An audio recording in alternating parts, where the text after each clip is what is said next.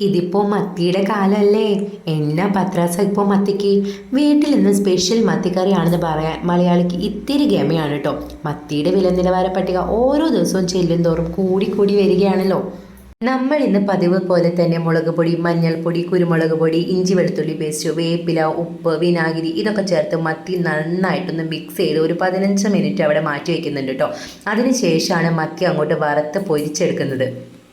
മത്തി പൊരിച്ചതും കൂട്ടി ഉച്ചയ്ക്ക് ഒരു ഊണ്. എന്താ ടേസ്റ്റ്.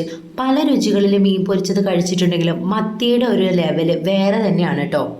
ആ ഒരു സ്പെഷ്യാലിറ്റി കൊണ്ട് തന്നെയാണ് മത്തിയെ ഇന്ന് ഇവിടെ രാജാവാക്കി വാഴിച്ചതും.